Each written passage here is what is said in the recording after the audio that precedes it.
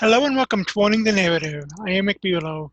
The show will feature the top news of the week, complete with my observations, and even a little bit of sarcasm thrown in. The top news stories will be taken from my morning news briefings that I write on the Rick Bulow New Media blog every weekday morning. If you go on to like what you see, smash that thumbs up button. And now, let's go right into the news. A couple of weeks ago, Rush Limbaugh had passed away, and I gave a tribute as part of the Week in Review. This is another tribute, this going out to one Andrew Breitbart, who was inspired by Rush Limbaugh. And I mean, it's just amazing how in tune Andrew was with everything and how he basically just revolutionized new media. This coming from Political Insider by Becky Noble. Remembering Andrew Breitbart 9 years later and our blueprint for the future. And yet another example of how our time on earth is so fleeting. 9 years ago, the conservative movement lost one of its happiest warriors when Andrew Breitbart lost his life on this day in 2012. Breitbart was just 43 years old when he died of a heart attack. It's hard to know where to begin when talking about Andrew Breitbart. He was a driving force, a hurricane of conservative thought and action. He could be a deep philosophical Platonic-like thinker, and he could be raw and in your face, calling out the left for exactly what he knew they were in a profanity-laced rant and tweet. To some up-and-coming conservatives who wanted a voice and maybe we're not quite able to maybe we're not quite sure how to go about it. People like me, Andrew gave us a template and some hope. Andrew didn't start out as a conservative. Andrew Breitbart was not always a conservative firebrand that his fellow conservatives knew to grow and love. He credits a high school buddy for turning him on to liberalism. He said that what started this way his thinking was watching the confirmation hearings of Supreme Court Justice Clarence Thomas. There's an old saying that says something about how converts are sometimes the most ardent believers. Andrew Breitbart was a walking example. He could be described as prophetic because he had an innate sense of where culture, media, and politics were all going, and he knew that they were all draining into the same swamp. One of Breitbart's most famous quotes was, "Politics is downstream from culture." What he meant was what another activist, Matt Kibbe, would say. Politics is a lagging indicator. The dominant culture drives politics, not the other way around. Breitbart warned that conservatives are going to have to engage in the war for the culture. If they did not, they were not going to do well in the political war. Talk about prophetic. Look around you today, and it is painfully clear that conservatives have never taken that advice seriously. Andrew Breitbart also knew that media and information was going digital. He knew that websites like the Drudge Report and Huffington Post were going to be the places that young people will go, not just to get straight news, but in many cases to be told what to think. Even looking back just 8 years to 2012, could he have ever known what the media landscape of today would be like, how far it's gone? Conservative citizen and investigative journalist. For Breitbart, it wasn't just about knowing these things, though. Like the left, he realized that the right must act. ACORN was an organization that built itself as a community or organizing group, something that got your name put on the map during the Obama years. Breitbart and a few compatriots, including one you might have heard of, James O'Keefe, went undercover as a prostitute and a pimp as the group showed him how to get around tax authorities. As a result, the venerable left-wing outlet ended up on the ash heap of history. Andrew then confronted racism in all its forms as well. Memorably, in 2010, then Georgia Director of Rural Development Shirley Sherrod told an audience of NAACP members that she did not give the full force of her help to a white farmer who had come to her, a black woman, for assistance. Andrew released a video of her comments. Many on the left defended Sherrod, saying that her comments were of course taken out of context, but the video spoke for itself and Sherrod was forced to resign. That's real action. Meeting Andrew Breitbart. In 2011, the humble correspondent was beginning as a struggling writer. The website Smart Girl Politics had grown and become its own conservative voice. The Smart Girl Summit was held in St. Louis in 2011. One of the guest speakers was Andrew Breitbart. In one of his motivating, teledecated speeches, the line to meet Andrew began to form quickly. I knew I would have to be pushy to get in line, so I was. I walked up, shook his hand, and told him what I had begun to do. Not being your average 25-year-old writer, I'm sure I stood out. Not to Andrew, he thought that it was the coolest thing ever. I asked him, what advice would you give to someone like me, a blogger just started out?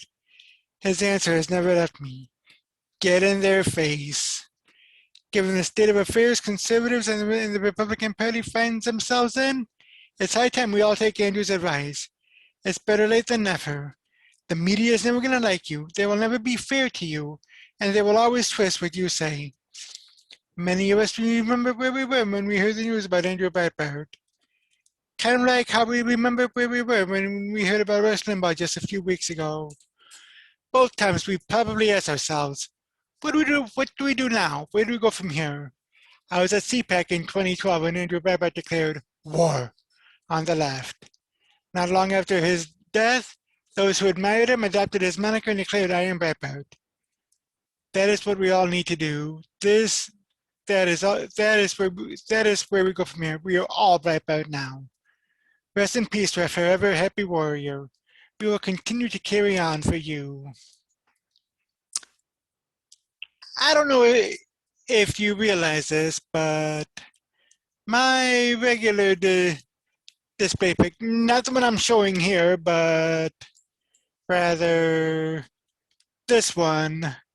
If you look at the bottom, it says hashtag I am Andrew Breitbart. That, my friends, is the truth. You know, we are all Andrew Breitbart.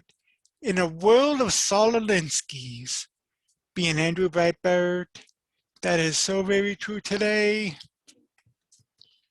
And I'll get into more about that in a minute, but first, this coming from Breitbart News. This was written, I believe this was written right after, this was written last year. Rush Limbaugh pays tribute to Orson and Andrew Breitbart. Syndicated conservative talker Rush Limbaugh discussed the legacy of actor Orson and his son-in-law Andrew Breitbart upon his return to his show Tuesday after receiving medical treatment for his lung cancer.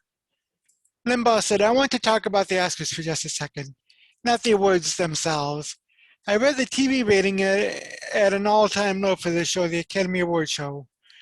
But the real thing I want to talk about is Orson Bean. Orson Bean is how I want to get into this. Orson Bean was a healthy, vibrant 91-year-old living in California, and he was hit by a car over the weekend and killed. He was a legendary television and movie performer, and he was a conservative. He oftentimes spoke of the Hollywood that existed when he was coming up. It was a Hollywood that loved God and a Hollywood that loved America, and he lamented its demise. He was the father-in-law of Andrew Breitbart. He continued, Andrew Breitbart from California was a born and bred radical leftist and no other option. That's just the way he came out of the womb. That was his surroundings. That was his universe.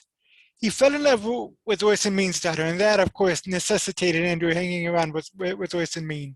And one day, I'm really going to truncate the story. One day at Orson Bean's home, Breitbart saw a copy of my first book on the shelf, The Way Things Ought to Be, and he started chiding.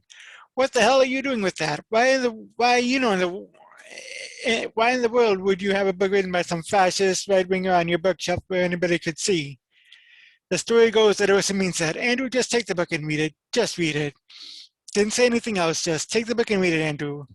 And Breitbart did. He took the book and read it.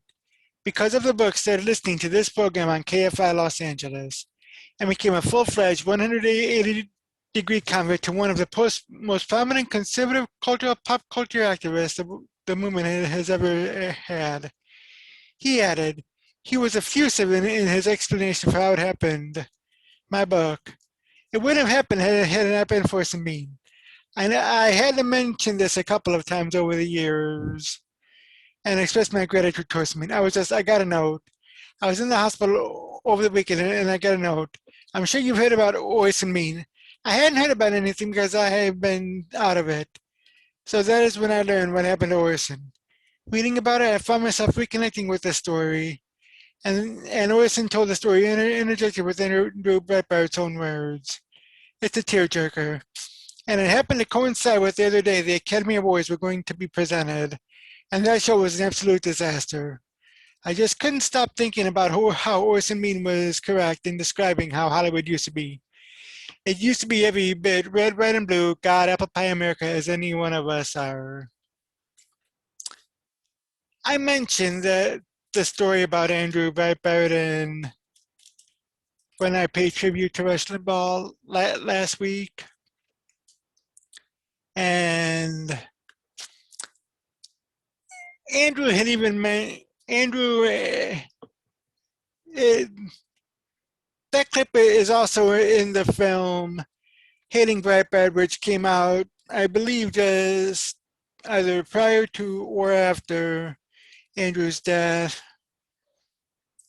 So definitely take a, a watch of it because it is very, very intriguing. And on the day that Andrew Breitbart died, March 1st, 2012, the Washington Examiner had a good article in Memorandum, a tribute to Andrew Breitbart. Today, the conservative movement lost one of its most dynamic voices, Andrew Breitbart. Through his big media network, Breitbart fought against government overreach, media bias, and liberal Hollywood with all the passion of a 1960s radical, as Jonah Goldberg noted this morning on Fox News. But Andrew Breitbart was more than just a fighter. To me, Andrew Breitbart was sort of a modern Samuel Adams. Adams was vitally important in creating the Committee of Correspondence to link the 13 colonies together in their efforts to break ties with Great Britain.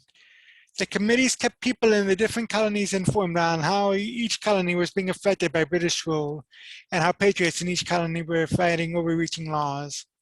Sam Adams was a loud Massachusetts leader, mostly in print, but he was also happy to play second fiddle, to work behind the scenes and let others receive praise. That was my experience with Andrew Breitbart. I've been writing for Breitbart's Big Hollywood for several years now. After college, Big Hollywood editor John Nolte took a chance on me and let me start reviewing films for the website. When I met Andrew at a viewing of Not Evil, Just Wrong, I thanked him for the opportunity to write. He was more than gracious and he was happy to have me on board. Because though his network of websites bore his name, they served as a link between activists and contributors who represented conservatives from all walks of life writing and reporting on the issues.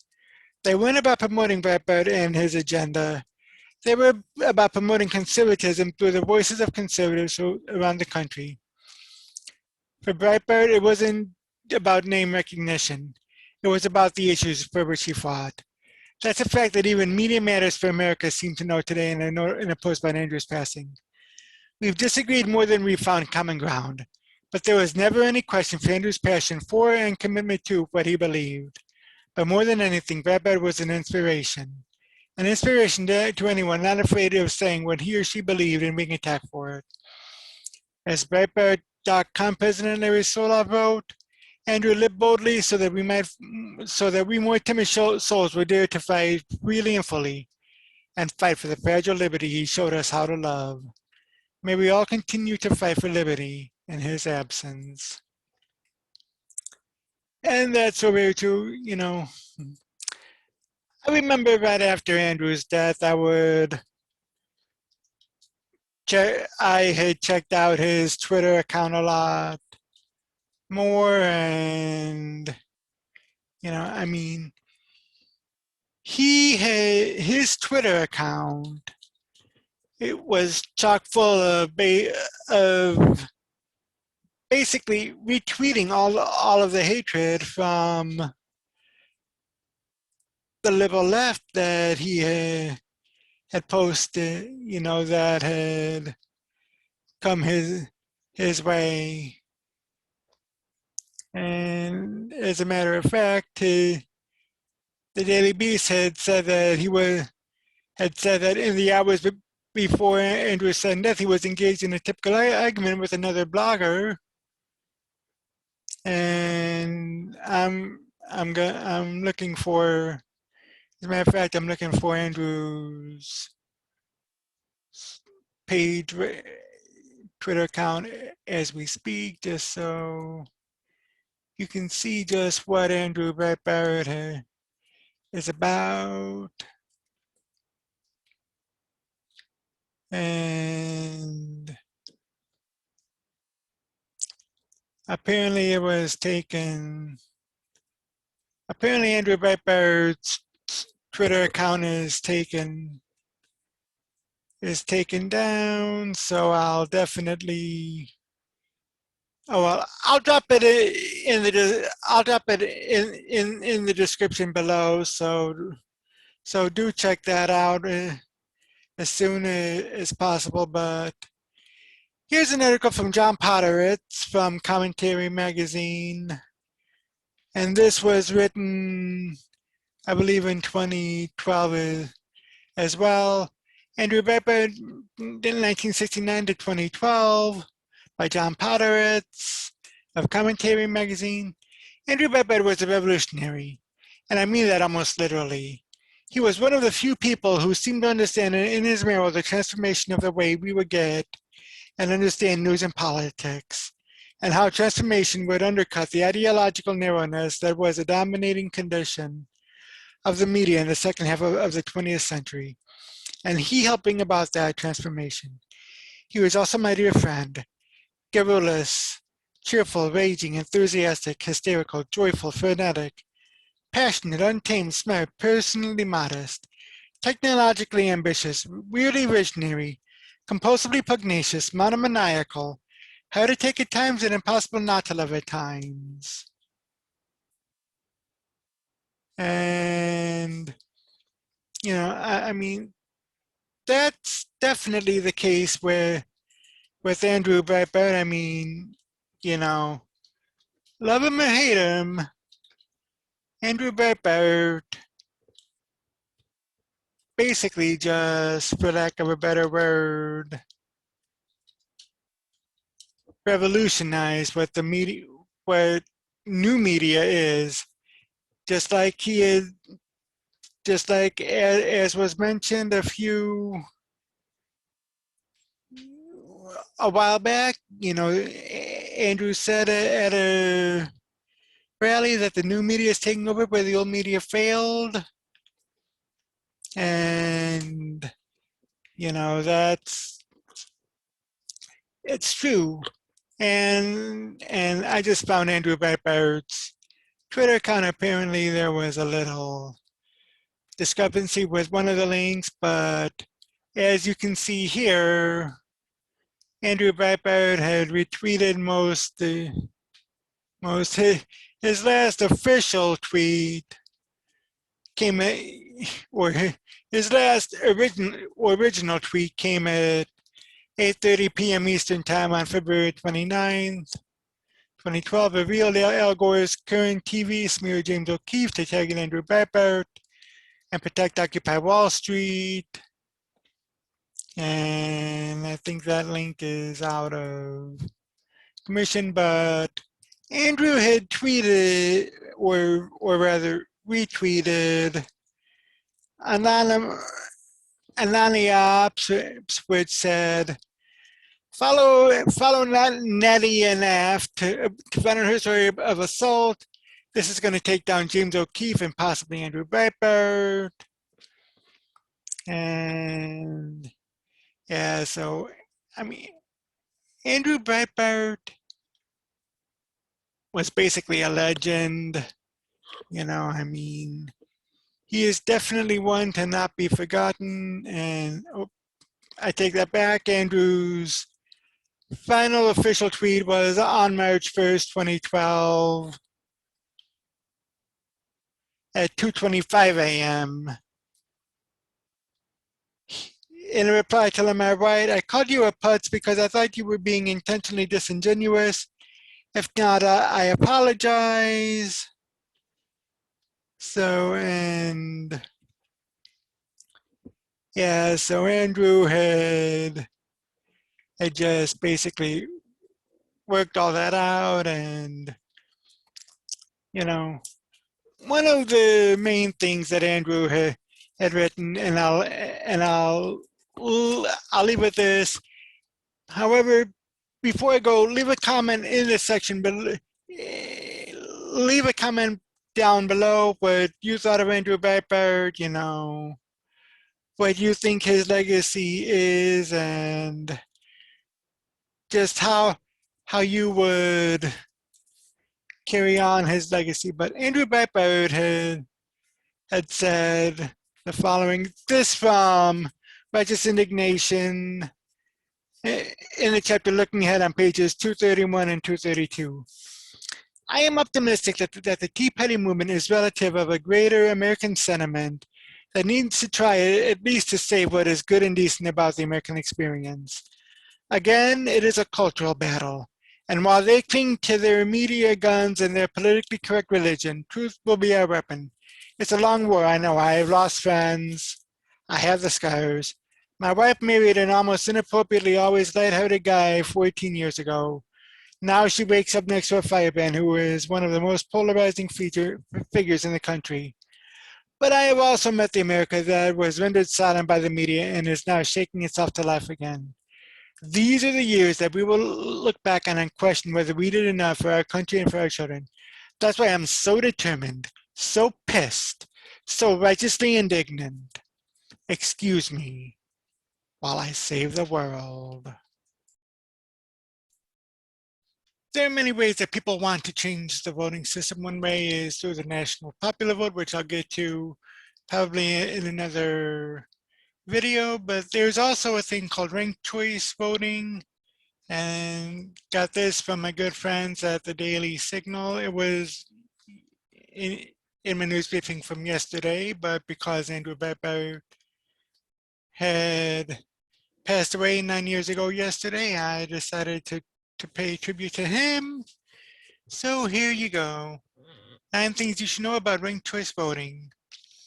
Proponents of overhauling elections to allow voters to have a backup plan if their candidate doesn't win 1-1 at the state level in the 2020 election, but are looking to change how elections work in other states.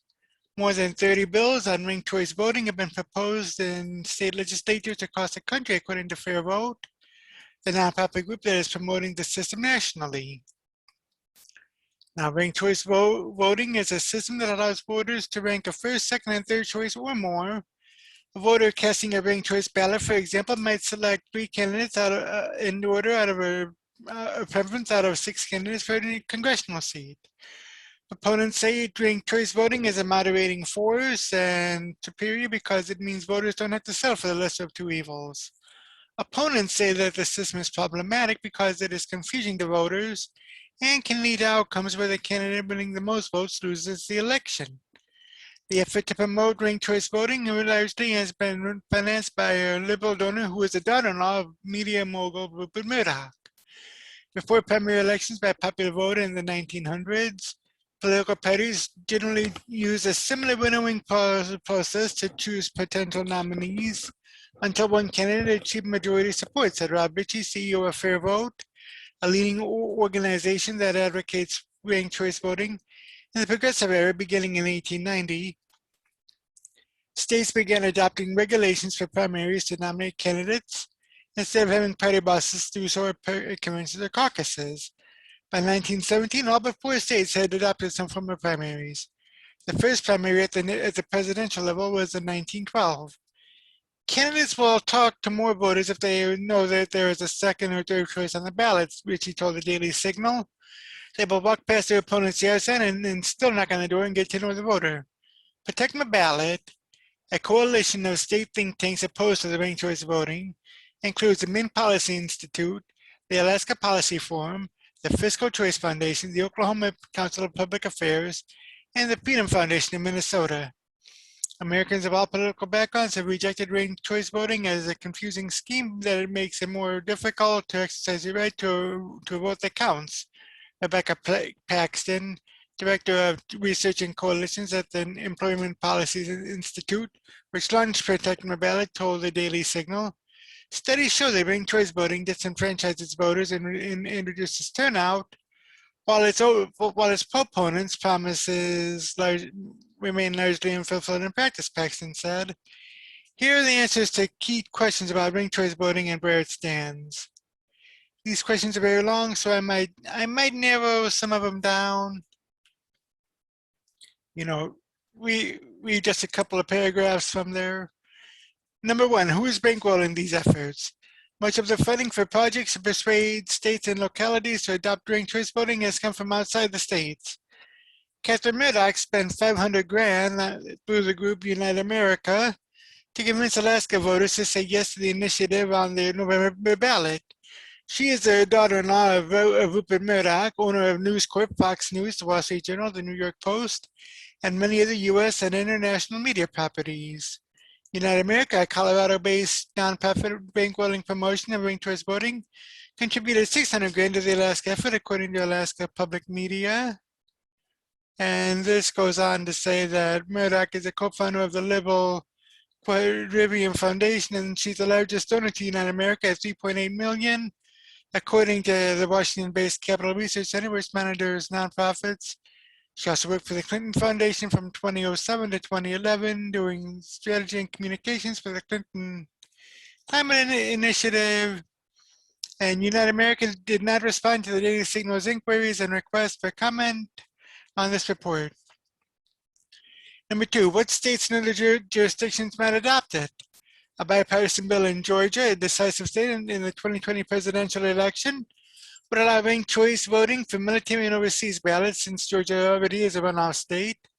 A runoff election occurs when no one gets a majority of the vote, usually because more than two candidates are in the race. So the top two vote getters clash in another election. Another bill in the Georgia legislature, proposed by Republican lawmakers, would decide presidential general elections by ranked choice voting. In Georgia, the presidential race could have turned out differently with ranked choice voting, since no candidate won a majority, which he said of the 2020 contest between Donald Trump and Joe Biden. Georgia Republicans are looking at the last election and putting a bill in. Now, according to official results, Biden won 49.5% of the vote in Georgia, less than a majority. Trump won 49.2%. The mostly right-leaning Libertarian Party candidate, Joe Jorgensen, won 1.2%. So presuming most Libertarian voters would make a Republican their second choice, ranked choice voting made Trump the winner. And it says that state lawmakers in Oregon introduced bills to expand ranked choice voting statewide. And Alabama is also pushing, and there's a group in Alabama also pushing for this system. Number three, how does it work? Ranked choice voting differs somewhat from jurisdiction to jurisdiction, but typically works like this, whether in a crowded primary election field or a multi-party general election. All candidates for a given office appear on the ballot. Voters, instead of choosing only one candidate, rank each candidate from 1 to 2 to 3 and so on. Now, if one candidate wins 50% or more of the first preference votes, the election's over. If no one wins the first tally, the candidate with the fewest first preference votes is eliminated, and officials make another tally of votes for the remaining candidates. Voters who selected the elected candidate or the eliminated candidate as their first choice have their vote counted for their second preference in this next round. Counting continues, perhaps with one or more candidates eliminated, until one candidate eventually emerges with a majority of votes. Ballot exhaustion is a term used by election watchers to describe a ballot that is discarded if a voter ranks only candidates who are eliminated from contention. And it goes on to say that Alabama, Arkansas, Louisiana, Mississippi, and South Carolina all have runoffs and allow for overseas ranked choice voting in case an election goes to a runoff according to fair vote. Compared to runoffs, where you always have a declining turnout, this is a better alternative, which he said, of ranked choice voting. The average decline in turnout from an election to the runoff is 37%. Also, it's less costly to the taxpayers than holding two elections.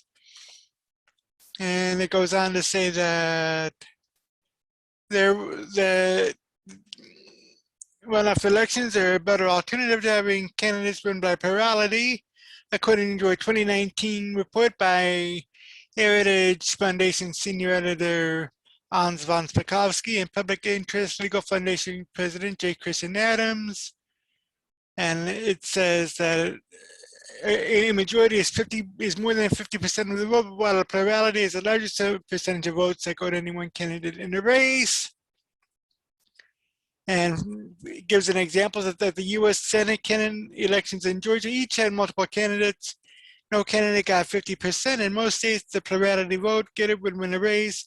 But in Georgia, this requires the top two candidates to face off in a special election. In their study, Adams and von Spakovsky wrote, "It is true that some voters might not get a turnout for a runoff election that is held several weeks after the general election because their preferred candidate did not gather enough votes to be in the runoff. However, the added time window gives potential voters the opportunity to re-examine and re-educate themselves about the character and values of the issues of the two candidates who received the largest pluralities in the general election." Number 4, how often does it change outcome? The ranked choice voting system became particularly controversial after Maine's 2018 election when Representative Bruce Poliquin, a Republican, ultimately lost his race for re-election to Democrat Jerry Golden, despite winning a plurality of the first preference vote. A review of the 4 elections in Washington State and California using ranked choice voting found the winner of the 4 elections received less than a majority of the total votes cast, according to a 2014 study by professors of the University of South Carolina, or rather University of North Carolina and Ohio State University.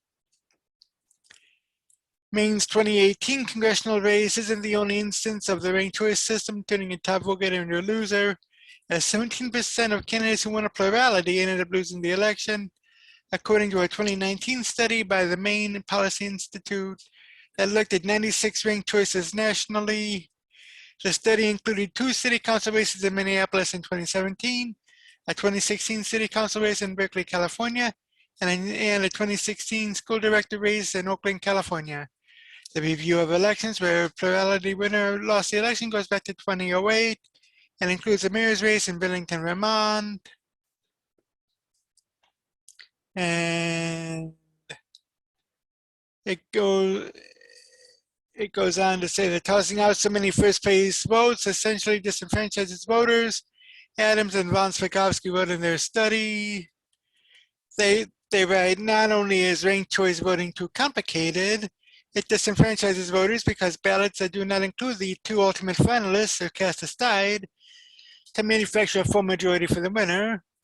But it is only a majority of the voters remaining in the final round, not a majority of all the voters who actually cast votes in the election.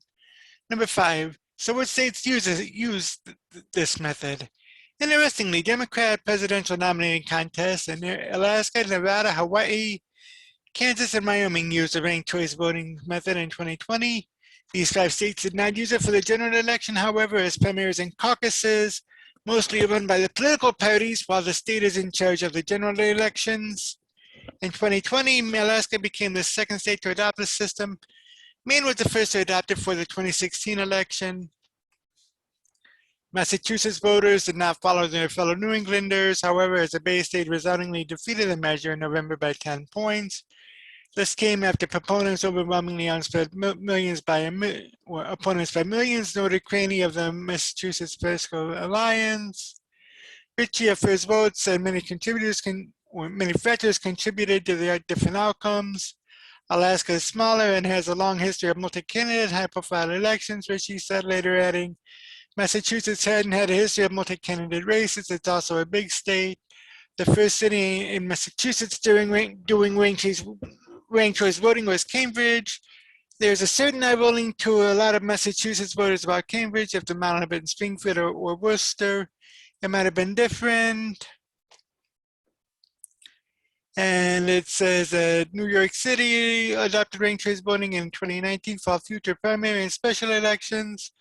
Also, the Virginia Republican Party announced that candidates to a state convention May 8th will use ranked choice voter ballots to nominate a candidate for governor.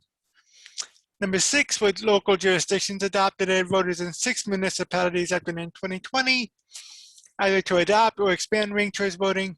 Albany and Eureka, California, Bloomington and Minnetonka, Minnesota, Boulder, Colorado, and Portland, Maine. Beyond that, 20 other municipal and county jurisdictions, including major cities such as Minneapolis, St. Paul, Oakland, and San Francisco, have adopted ranked choice voting. The state legislatures of Virginia and Utah adopted this system as a local option. However, 4 jurisdictions, Burlington, Vermont, Ann Arbor, Michigan, Aspen, Colorado, and Pierce County, Washington, repealed laws allowing ranked choice voting. Burlington, Aspen, and Pierce County acted after a plurality winner lost an election. Number 7, does ranking candidates complicate voting? Fair Vote cites a Bangor Daily News survey after the 2018 election, in which 75% of respondents said that they understood the ranked choice voting system, but still others disagree. California Governor Gavin Newsom, a Democrat from San Francisco, which has a system, vetoed legislation to take it statewide. Where it has been implemented, I'm concerned that it has often led to voter confusion, and that the promise that ranked choice voting leads to greater democracy is not necessarily fulfilled. Newsom said in a veto message in 2019, and the study from Maine Policy Institute cites Pew Research Center data showing that in 2016, only 48% of Hillary Clinton voters and 47% of Donald Trump voters knew a lot about their candidates' policy positions. Meanwhile, a 2018 survey found that 34% of registered Republican voters and 32.5% of registered Democrat voters didn't know the names of their party's congressional candidates in their districts during a crucial midterm election. When individuals leave columns blank on their ballots and the candidates they vote for are eliminated from contention, their ballot is not counted in the final tabulation. The Maine Policy Institute report says, adding, therefore, if these voters only choose one candidate on their ballots, it is more likely to become exhausted, thereby giving those who fully complete their ballot more influence over the electoral process. In other words, African Americans, Latinos, voters with less education, and those whose first language is not English are more likely to be disenfranchised with the ranked ranked choice voting system. So how does it affect minority leaders minority voters and candidates? Eighth question. The ranked choice voting process has drawn fire from both the left and the right. New York City adopted it for municipal policy election or municipal primary elections, but over the objections in 2019 of prominent minority leaders such as Hazel Dukes, president of the NAACP's New York State Conference, who said the system is not for us, and the caucus co-chairwoman, Councilmember Adrienne Adams, told the Bulow newspaper, now that our Black and brown communities have found electoral success, the powerful special interests want to change the rules on us. It goes on to say that an analysis of San Francisco elections between 1995 and 2001 by Jason McDaniel, an associate professor at San Francisco State University, found that ranked choice voting likely decreases turnout primarily among Black and white voters. Conversely, a 2016 study of California results sponsored by the advocacy group Representation 2020 found that RCV ranked the likelihood or increases the likelihood that a woman will win local elective office, and importantly, increases the proportion of female candidates of color running and winning local elective office. Number 9, what other countries use it? Proponents found that ranked choice voting is used by every voter in Australia, Ireland, New Zealand, Malta, Northern Ireland, and Scotland. The system also is used in some form in India, Nepal, Pakistan, and Sri Lanka, according to Fair Vote. And it goes on to say that the Liberal National Coalition, which came in second place in Australia in the 2010 elections in Australia, got 43% of the first choice votes or the most votes, but the Labour Party won control of the House despite winning fewer first choice votes. Now, I think I had heard something about ranked choice voting, and it might be interesting. I might look into it a little bit more. I do know that might be good for the primaries. Not quite sure how it'll work, especially in states like Florida. But I mean, ranked choice voting kind of reminds me a lot of a jungle primary system that they use in California, where everybody runs on the same ticket, whether you're Republican or Democrat or third party, and run just run it out. But I'm gonna look into it a little bit more. Leave a comment below what you think about ranked choice voting, and I'll see you in the next video. Yesterday, the Senate Judiciary Committee had heard testimony from FBI Director Christopher Wray on the January 6, 2021 attack on the U.S. Capitol. There's some highlights from there from my good friends at the Daily Signal. So let's go right to it. 7 highlights from Oversight Hearing on FBI and Capitol Riot. FBI Director Christopher Wray said Tuesday that the January 6th assault on the Capitol was a planned act of domestic terrorism, but didn't have definitive answers in his Senate testimony for why security broke down during the riot. Wray was testifying at a congressional hearing for the first time since a mob reached the Capitol, apparently bent on disrupting a joint session of Congress to certify the Electoral College vote, sealing Joe Biden's defeat of Donald Trump in the presidential election. Here are 6 key highlights from the second congressional hearing looking into the Capitol riot. Number 1, domestic terrorism. The attack on the Capitol clearly was an act of domestic terrorism, Wray testified to the Senate Judiciary Committee. I am appalled, like you, at the violence and destruction that we saw that day. I was appalled that you, our country's elected leaders, were victimized right here in these very halls, Wray told senators. The siege was criminal behavior, plain and simple. It's behavior that we, the FBI, view as domestic terrorism. It's got no place in our democracy, and tolerating it would make a mockery of our nation's rule of law. And the FBI director said January 6th was not an isolated event. The problem of domestic terrorism has been mysticizing across the country for a long time now, and it's not going away anytime soon, he said. Wray stressed that the FBI is chasing down leads and combing through digital media to arrest and charge anyone who broke the law at the Capitol. Our greatest partner in this investigation has been the American people. Citizens from around the country have sent us more than 270,000 digital media tips. Some have even taken the painful step of turning in their friends or their family members with their help. We've identified hundreds of suspects and opened hundreds of investigations in all but one of our 56 field offices. Of those identified, we've arrested already more than 270 individuals to date, over 300 if you include the ones by our partners. Those sought include individuals who identify with the militia movement, as well as offenders who were racially motivated, Wray said. Number 2, no fake Trump protesters or Antifa. In a well-publicized event, Trump spoke to a large crowd just south of the White House about the election results as the joint Capitol of Congress convened to account the Electoral College votes.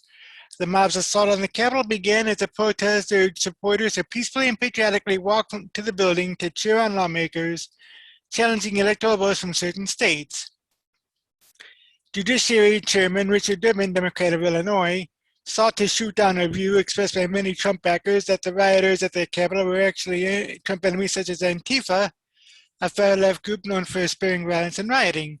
Durbin called it the next big lie that there were somehow not Trump supporters that invaded the Capitol, noting that this story has made rounds on the internet.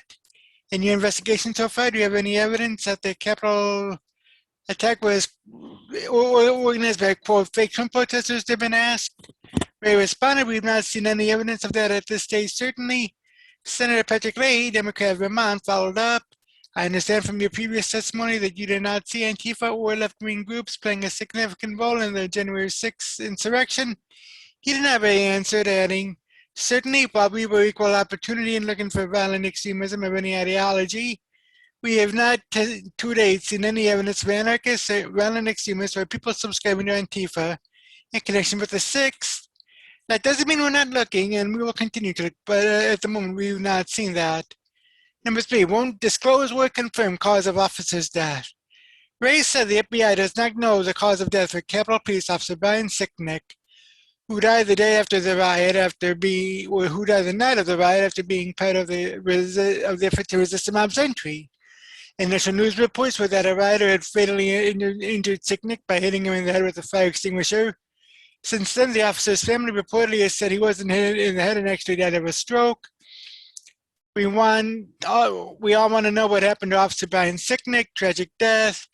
As a result of that January 6th assault, Senator Chuck Schumer, Republican Iowa, said, there have been conflicting reports about his cause of death. Have you determined the exact cause of death? And was there a homicide investigation? Wray responded, I'll take the last part of your question first. There is an ongoing investigation into his death. I have to be careful at this stage because it's ongoing, not to get out in front of it. But I certainly understand, respect, and appreciate the keen interest in what happened to him. After all, he was here protecting all of you. As soon as there is information we can appropriately share, we want to be able to do that. At the moment, the investigation is still ongoing.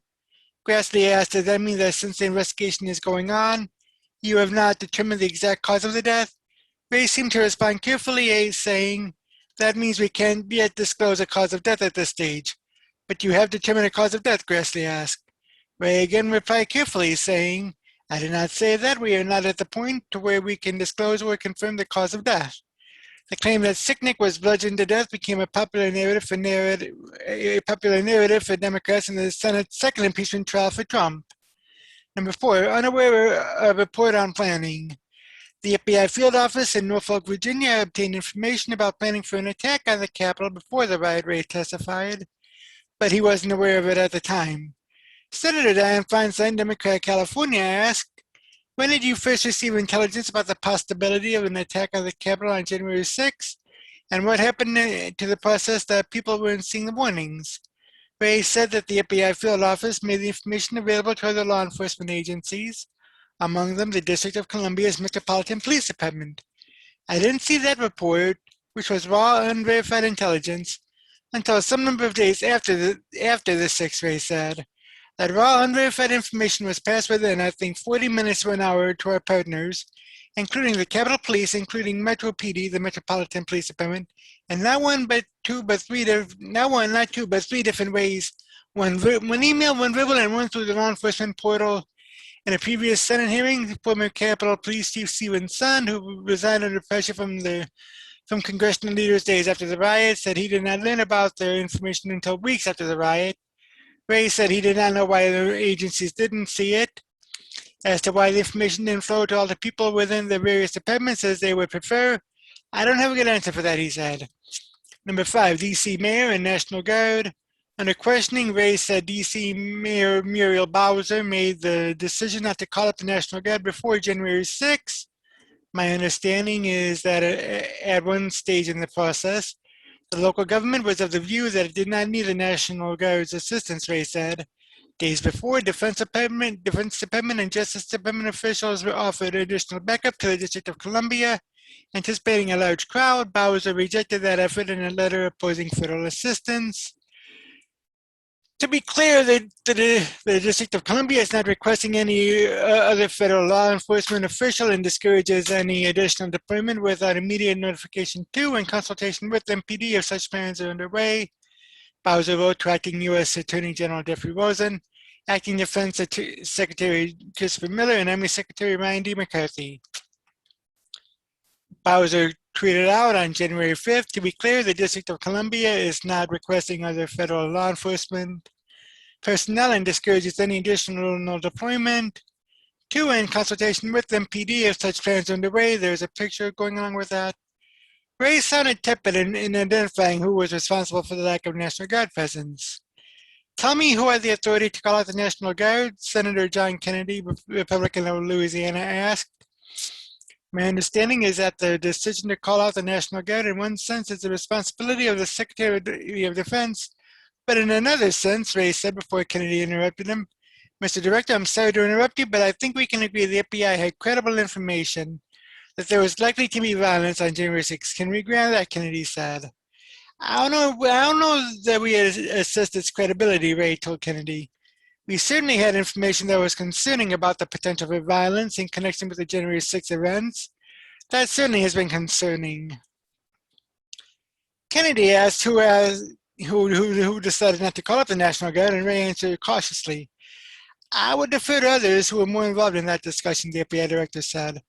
From what I heard, from what I have read, my understanding is that at one stage in the process, the local government was of the view that it did not need the National Guard's assistance. What do you mean by the local government? The mayor? Yes, at the beginning, Wray said. The FBI director noted that the D.C. government had turned down offers to use the National Guard in the day or two leading up to the 6th. Clearly, our people were overrun by the nut jobs, so we're making progress, Kennedy said. So the mayor of the city government decided not to have the National Guard. The Louisiana Republican then asked about the assessments of the House and Senate sergeants at arms, as well as the chief of the Capitol Police, all three men who resigned in the days following the riot, testified at the earliest Senate hearing on the riot. I don't know the answer to that, Wray replied, but my understanding is that the law enforcement officials here have the responsibility over the Capitol, and there were differing views over whether the National Guard was appropriate and at what level. Big tech liability, number 6. Wray talked about how instigators can use social media platforms to promote violence. Senator Mazie Hirono, Democrat Hawaii, asked, do you think that exposing these social media companies to civil liability would force them to take extremist content off their platforms? Wray said he did not want to get ahead of the Biden administration by weighing in on legislation, but would comment in part. While the immunity under Section 230 of federal law has obviously helped the evolution of the social media industry, it has also allowed it to avoid a lot of the burdens and risks that other brick and mortar companies have had to face, Wray said, adding, it means that important decisions that affect many aspects of society that would normally be made by the people's representatives and are being made in corporate offices in the industry. I can't comment on specific legislation, but I can tell you I see the value of incentivizing online platforms to address both illicit content on their platforms and assist law enforcement in bringing to justice criminals who use those platforms to victimize Americans. Number 7, inspiring international terrorists. The seeming ease of invading the Capitol could inspire international terrorists, Senator Lindsey Graham, Republican, South Carolina, said. International terrorist groups may have found a way to get closer to the Capitol by integrating themselves into domestic political movements, Graham said. Wray responded that although it is possible he wasn't aware of any such infiltration occurring. While we certainly think the events on January 6 have been at a minimum an inspiration to a number of terrorist extremists out there and may have even been worse than that, Wray said. Graham talked about what some rioters carried into the Capitol with them. One of my great concerns was that as people flowed into the Capitol with backpacks on, you had no idea who they were and what they were carrying, Graham said. So it would have been very easy for some international terrorists to infiltrate this crowd. Do you agree with that? Wray responded, I do think it would have been easy for that to happen. I don't know that we've seen evidence that it did happen, but it's certainly one of the specific things that we're looking for. Now, I listened to a little bit of that hearing yesterday, and granted, it was at the beginning, so not a whole lot happened with that, but it's interesting to read this, and it'll be intriguing to see just what comes next. But there was more to it. This coming from the Associated Press. FBI chief warns violent domestic terrorism growing in the U.S. FBI Director Wray bluntly labeled the January riot at the U.S. Capitol as domestic terrorism Tuesday and warned of a rapidly growing threat of homegrown violent terrorism that law enforcement is scrambling to confront through thousands of investigations.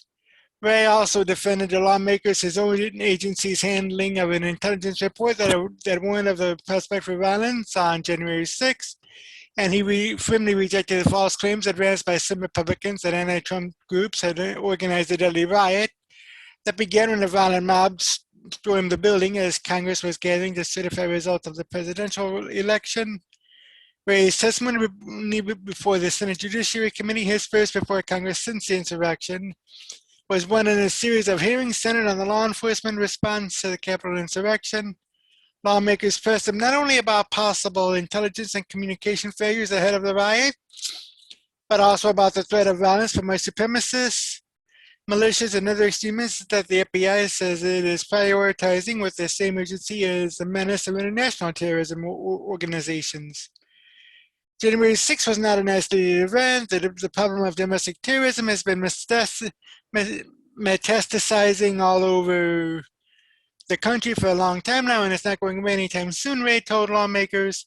At the FBI, we have been sounding the alarm on it for a number of years now. The violence at the Capitol made clear that a law enforcement agency that remade itself after the September 11, 2001 attacks to deal with international terrorism is now laboring to address homegrown violence by white Americans. President Joe Biden's administration has tasked his National Intelligence Director to work with the FBI and Department of Homeland Security to assess the threat. And in applying the domestic terrorism label to conduct inside the Capitol, Wray sought to make clear to senators that he was clear-eyed about the scope and urgency of the problem. In quantifying the scale of the FBI's work, Wray said the number of domestic terrorism investigations has increased from around 1,000 when he became director in 2017 to roughly 1,400 at the end of last year to about 2,000 now.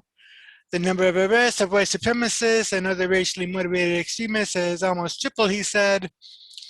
Many of the senators' questions Tuesday centered on the FBI's handling of a January 5th report from its Norfolk, Virginia field office that warned an online post foreshadowing a war in Washington the following day.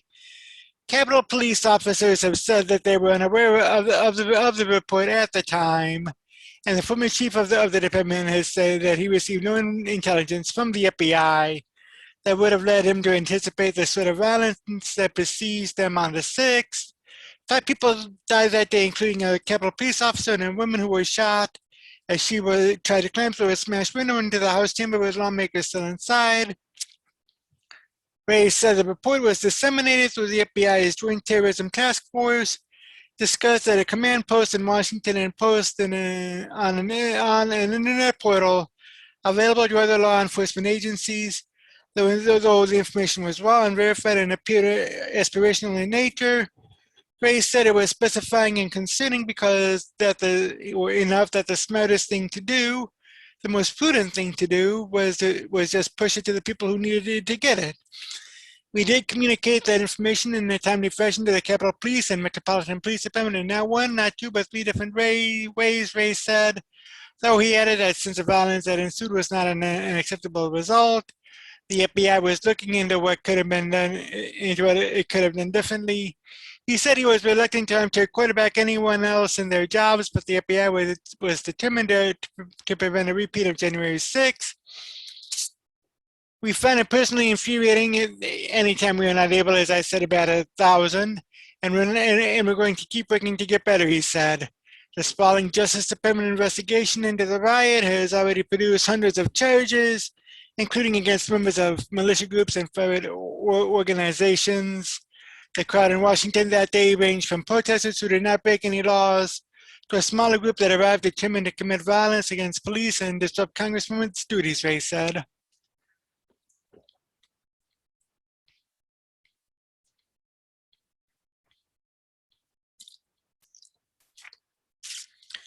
Some of those people clearly came to Washington. We now know what the plans and intentions to engage in the worst kind of violence that we would consider domestic terrorism, he said.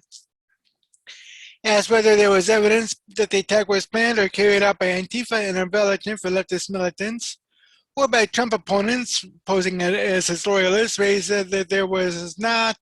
Some of the right have made such false contentions. Even as the FBI prioritizes its efforts to counter domestic violent terrorism, there are challenges confronting law enforcement, including in separating mere chatter from actual threats, and in First Amendment protections that give ample leeway to espouse racist or otherwise abhorrent viewpoints. The amount of angry, hateful, unspeakable, combative, violent, even rhetoric on social media exceeds what anybody in their worst imagination thinks is out there, Wray said. Wray has kept a notably low profile since the Capitol attack, although he has briefed lawmakers privately and shared information with local law enforcement. Tuesday's oversight hearing marked his first public appearance before Congress since before November's presidential election. And so that brings out a little bit more. One thing that I had noticed is that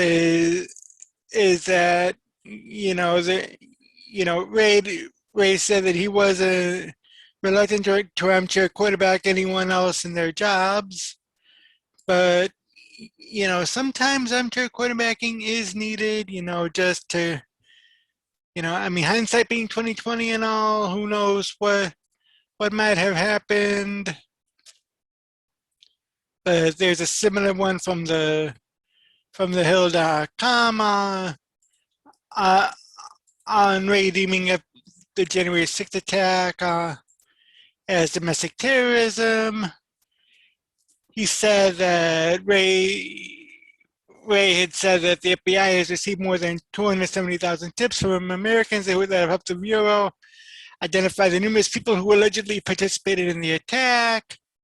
And he resisted pinning the Capitol breach on any single extremist ideology, saying that the group of attackers included a variety of backgrounds. The attackers on January 6th included a number, and the number keeps growing as we build out our investigations of what we would call militia violent extremism. And we have had some already arrested who we would put in the category of racially motivated violent extremism, right, as well. Those would be the categories so far that we're seeing as far as January 6th. And interestingly and intriguingly enough, it's amazing how, and this coming from BizPac Review, FBI Director Wray refuses to confirm how Officer Sicknick died, but quick to deny the Antifa January 6th role.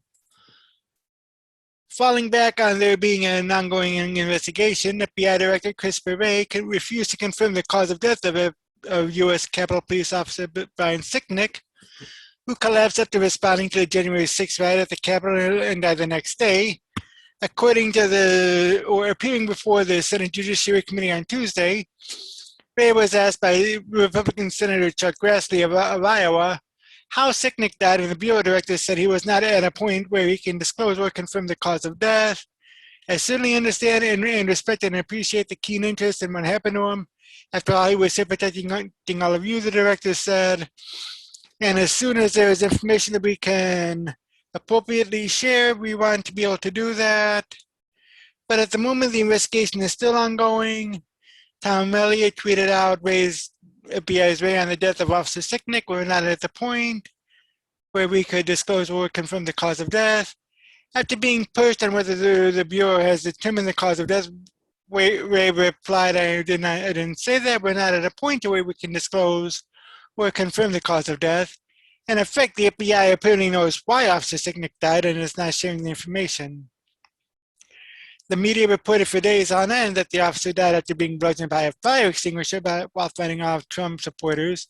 And while no authorities ever denied the claim, Sicknick's family came forward to say it was untrue and they believe he died from a stroke. He wasn't hit on the head, no. We think he had a stroke, but we don't know anything for sure. We'd love to know what happened, said his mother, Gladys Sicknick. Meanwhile, some are still pushing the claim that Sicknick was brutally murdered by Trump supporters. As seen here from Clint Watts, a national security contributor for NBC News and MSNBC. Clint Watts at Selected Wisdom tweeted out yesterday, a police officer was murdered by an insurrectionist mob guarding the Capitol, protecting the Senate, and Senator Cotton is asking about MS-13. The Bureau Director was not as hesitant to deny Antifa involvement. Despite that ongoing investigation, he did bluntly label the January 6th attack on the U.S. Capitol as domestic terrorism. We have not today seen any evidence of anarchist, violent extremists, or people subscribing to Antifa in connection with the 6th. Ray said that doesn't mean that we're not looking and will continue to look. But at the moment, we have not seen that. Former Capitol Police Chief Stephen Sun, who was forced to resign after the attack, told the Senate last week that the intelligence he saw suggested Antifa would be among the protesters, along with members of Proud Boys and other extremist groups. The assessment indicated that members of the Proud Boys, white extremist groups, Antifa, or white supremacist groups, Antifa, and other extremist groups were expected to participate in the January 6th event and that they may be inclined to become violent, he testified. Now, interestingly, Democrat Senator Dick Durbin of Illinois all but ran interference for the violent fascist group that claims to be anti-fascist. Let's stop pretending that the threat of Antifa is equivalent to the white supremacist threat, he claimed. Here's a quick sampling of responses from the story on Twitter. Cheryl Atkinson tweeted out, "On its face, this seems to make no sense. Maybe there is something else that explains it that we don't know. What about the name of the person who shot and killed the rioter? I think there's a link there. Wait, what? By Emily Zanotti in a tweet from yesterday. Mark Hemingway tweeted out that if the goal is to bat down conspiracy theories, this isn't helping. There's a picture from All Philly All the Time. John Lund at Antilla Zalund tweeted out, he said after talking for hours about ongoing criminal investigations, describing them in a presumptive manner. Keith May said on Twitter, if he died of a medical condition unrelated to the protests, it will never be released, does not fit the narrative already written and played out. James McGinnis tweeted out, translation, I've done everything I possibly could to pin the death of the officer and the people at the Capitol on January 6th, but I just haven't even found anything yet. So it'll be interesting to see just what does come out from there. It'll also be interesting to see what other investigation or what other hearings the Senate has and whether other investigations come of it. Leave a comment below what you think about the hearings. Also, let me know what you think about the January 6th attack, and I'll see you in the next video. Yesterday, the House of Representatives passed the H.R. 1, which is the For the People bill. Barely, it was 220 to 210. And we have some information on there from AP News and a few other sources. First, from apnews.com, House passes sweeping voting rights bill over GOP opposition. By Brian Slodisco, House Democrats passed sweeping voting and ethics legislation over unanimous Republican opposition, advancing to the Senate what would be the largest overhaul of the U.S. election in at least a generation. House Resolution 1, which touches on virtually every aspect of the electoral process, was approved Wednesday night on a near-party line 220 to 210 vote.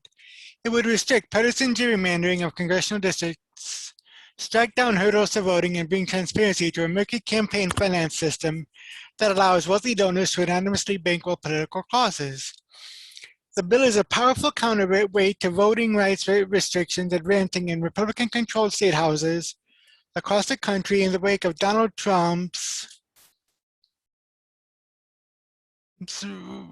repeated false claims of a stolen 2020 election. Yet it faces an uncertain fate in the Democrat-controlled Senate, but it has little chance of passing without changes to procedural rules that currently allow Republicans to block it. The stakes in the outcome are monumental, cutting to the foundational idea that one person equals one vote, and carrying with it the potential to shape election outcomes for years to come. It also offers a test of how hard President Joe Biden and his party are willing to fight for their priorities, as well as their voters.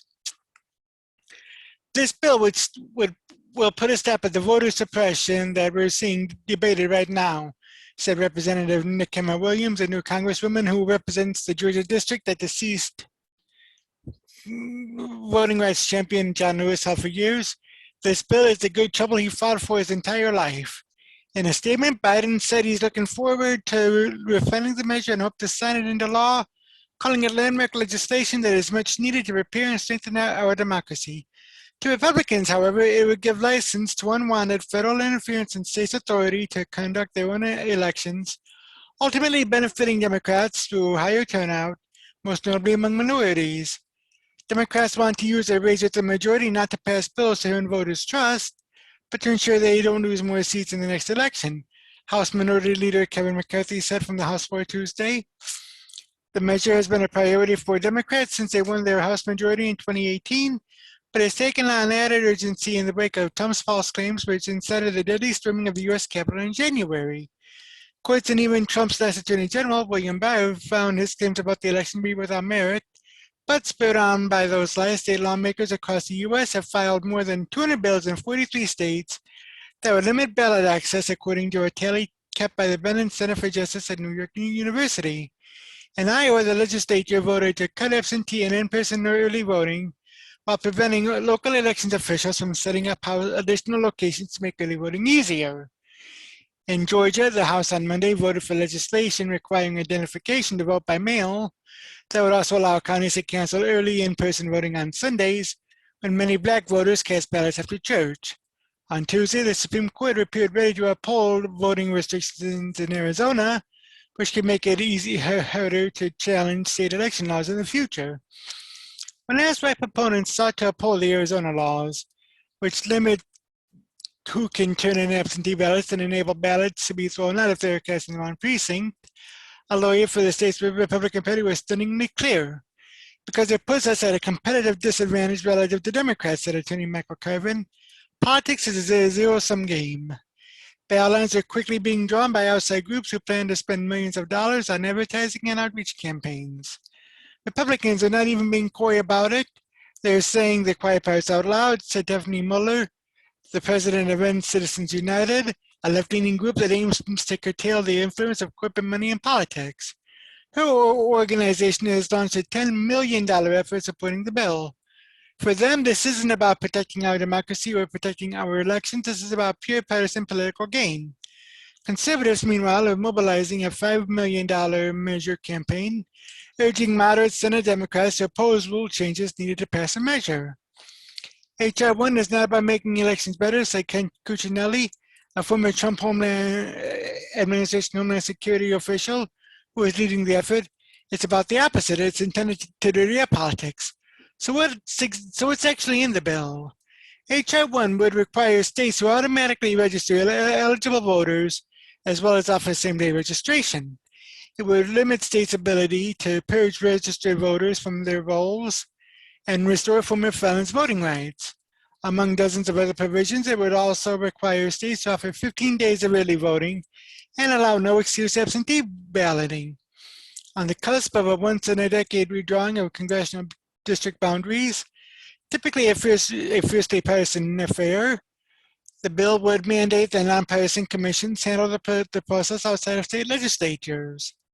Many Republican opponents in Congress have focused on narrower aspects, like the creation of a public financing system for congressional campaigns that would be funded through fines and settlement proceeds raised from corporate bad actors.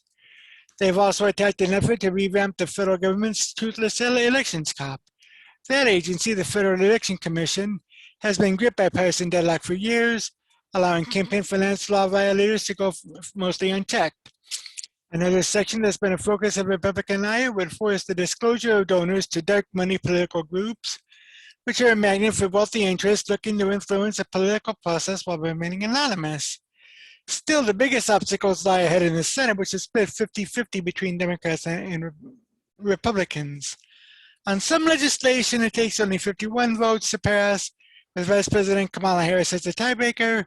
On a deeply divisive bill like this one, they would need 60 votes under the Senate's rules to overcome a Republican filibuster, a tally they are unlikely to reach.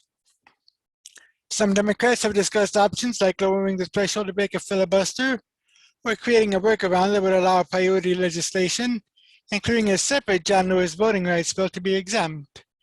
Biden has been cool to filibuster reforms, and Democrat congressional aides say the conversations are fluid but underway. Senate Democrat leader Chuck Schumer has not committed to a time frame, but vowed to figure out the best way to get big, bold action on a whole lot of funds. He said, "We're not going to be the legislative graveyard. People are going to be forced to vote on them, yes or no, on a whole lot of very important and serious issues." Now, I have H.R. 1 up, and I'll get to to a little bit of that. One of the things that HR 1 has is well, first it's 191 pages long, as you can tell by all of the links here. But basically, what HR 1 is calling for is Congress finds that the Constitution of the United States grants explicit and broad authority to protect the right to vote, to regulate elections for federal office, and to defend the nation's democratic process. Congress enacts the For the People Act of 2021 pursuant to this broad authority, including but not limited to the following. And you can see here that Congress finds it has broad authority to regulate the time, place, and manner of congressional elections under the Elections Clause of the Constitution, Article 1, Section 4, Clause 1. And the Supreme Court has affirmed that the substantive scope of the Elections Clause is broad, that time, spaces, and manner are comprehensive words which embrace authority to provide for a complete code for congressional elections. And it goes on to say that there are standards for judicial review, and in this, the action shall be filed in the United States District Court for the District of Columbia, and an appeal from the decision of the District Court may be taken to the Court of Appeals for the District of Columbia Circuit. The party filing the action shall concurrently deliver a copy of complaint to the Clerk of the House of Representatives and the Secretary of the Senate, and it shall be the duty of the U.S. District Court for the District of Columbia, Court of Appeals for the District of Columbia Circuit, and the Supreme Court of the United States to advance on the docket and to expedite to the greatest possible extent the disposition of the action and appeal. That's if any action is brought to challenge this. But there's a lot of it. There's a lot for me to unpack in this short video. I'll definitely unpack it a little later and possibly do a quick video on it. But yeah, and this is from the Washington Times, also on HR 1, which basically says that Pelosi election overhaul bill passes without a single Republican vote. House Speaker Nancy Pelosi narrowly secured passage of her signature election overhaul legislation Wednesday without a single Republican vote, sending the heated debate over how America votes to the Senate, where the bill is all but doomed. The proposal, which is known as HR 1, passed on a 220 to 210 vote, almost entirely along public lines. Although one Democrat voted against the bill, the vote was otherwise entirely partisan, underscoring the gap between the two parties on election laws. Everything is at stake, Ms. Pelosi, California Democrat, said at a press conference ahead of the vote. Across the country, over 200 bills are being put together. Provisions are put forth by Republicans to suppress the vote. What we are doing in this phase that we are engaged in is to empower the people, she said.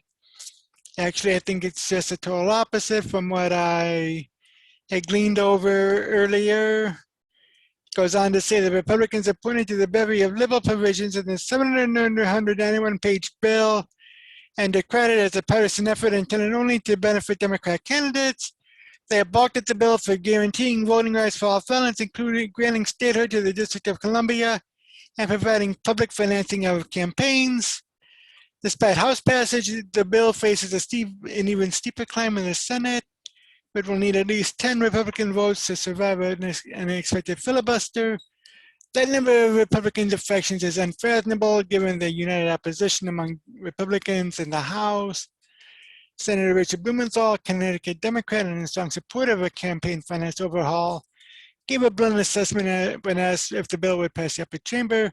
As it is now, no, he said, though he held out hope that it could pass with some unexpected changes.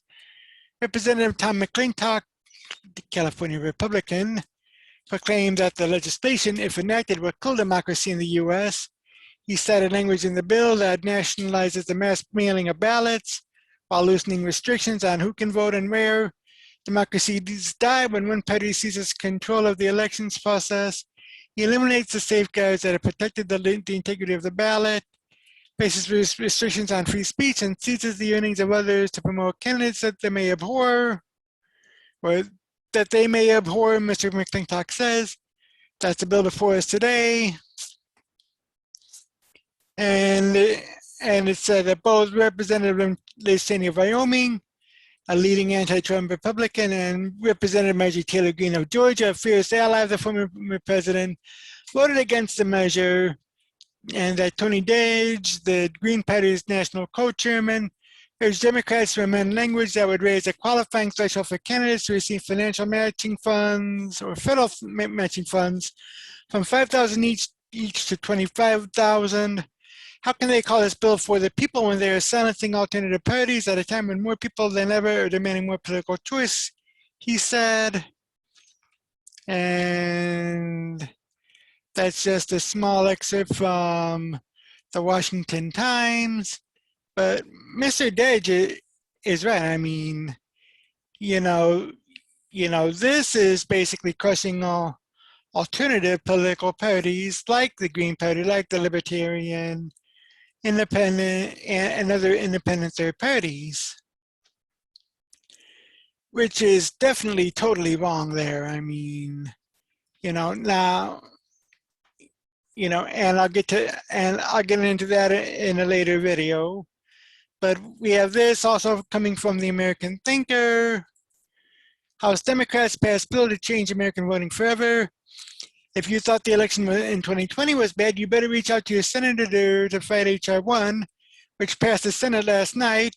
H.R. 1 takes every bad idea blue states adopted in 2020, all with an idea of facilitating election fraud and increasing the number of otherwise ineligible Democrat voters, and nationalizes all of them. It isn't just that this bill will mean that Republicans will have an even more uphill climb than usual in every election. It also means that no federal election will ever be trustworthy, and an untrustworthy system is one that will inevitably fail. John Fund says H.R. 1 is the worst piece of legislation I've ever seen in my 40 years reporting from Washington. According to him, the bill, if it becomes law, would cement all of the worst changes in election law made in blue states in 2020 and nationalize them. He quotes Hans von Spakovsky, who summarized some of the worst aspects of the bill. Hold on 1 minute.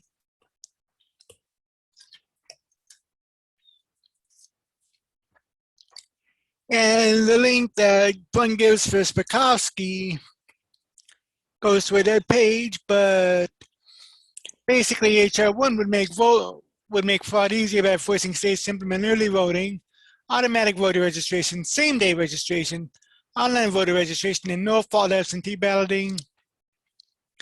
It would degrade the accuracy of registration lists by requiring states to automatically register all individuals on state and federal databases. This would include many ineligible voters, including aliens. It would require states to allow 16 and 17-year-olds to register. Combined with a ban on voter ID, this would allow underage individuals to vote. It would require states to count ballots cast by voters outside of their assigned precincts, a recipe for election fraud. It would also mandate no-fault absentee ballots, which are the tool of choice for vote these 4 states to accept absentee ballots received up to 10 days after Election Day, and 4 states to allow ballot harvesting. It would also prevent state election officials from checking the eligibility and qualifications of voters and removing ineligible voters. It would ban state voter ID laws by forcing states to allow individuals to vote without an ID and merely sending a statement in which they claim who they are, who they say they are. It would create vague and broad language that could be used to criminally charge someone who questions the eligibility of a voter. It would destroy the bipartisan composition of the Federal Election Commission and places a partisan majority in control of every aspect of our federal elections. And finally, H.R. 1 would effectively ban nonprofits from contacting a member of Congress or their staff about pending legislation, a direct assault on the right of Americans to petition their government. House Republican leader Representative Kevin McCarthy put together a short video explaining some of the other problems with the bill. because Republicans are honorable enough or stupid enough to believe that election fraud is wrong. The bill is an election boondoggle for Democrats. It is they who are constantly trying to register everyone from the newborn babe to the murderer to the irresponsible teen to the granddad who died decades ago. Putting all those names on the voter rolls and making them impossible to purge creates huge vistas for fraud, something we saw happen in blue states and that have already implemented many of these changes, and allowing the election to extend indefinitely ensures that Democrats will always win. They'll just see how many votes they need after election day and keep submitting more ballots. Eventually, in self-defense, Republicans will do the same. At that point, citizens can just stop voting at all because elections will have devolved into battles between crooks rather than the voice of the people. And he's urging to contact the senators and make them and let them know that in the interest of American democracy, we are completely opposed to steps that will weaken Americans' ability to trust the integrity of their ballots. Republicans and Democrats should care about this. In DC, the continued presence of the National Guard shows that the Democrats are frightened. They fear that people who feel that they don't have a truly representative government will make themselves heard by other means. If the Democrats continue with this mad plan to destroy voter integrity, they will become increasingly fearful of the American people. It creates a volatile situation when the government fears the people because the government knows that it has done wrong. And that from the American Thinker, so definitely was something to check out. And according to PJ Media, it says that two Republicans did not vote, and one Democrat voted against HR 1, and it says that it allows felons who have completed their incarceration to vote, and that the bill would reduce the number of members on the Federal Election Commission from 6 to 5. Democrats argue that this will allow the commission to avoid deadlock and do its job, but Republicans warn that this would make the FEC a partisan weapon.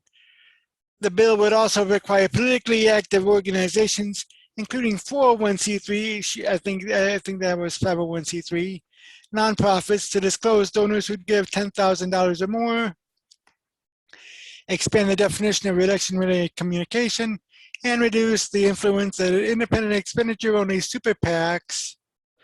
Such campaign finance regulations would limit Americans' ability to band together to advocate political causes they believe in.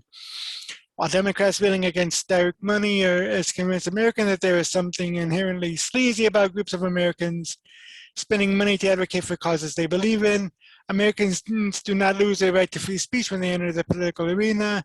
The mandated disclosure of an organization's donors in particular undercuts this fundamental right. It is beyond debate that the freedom to engage in association for the advancement of beliefs and ideas is an inseparable aspect of the liberty assured by the Due Process Clause of the 14th Amendment.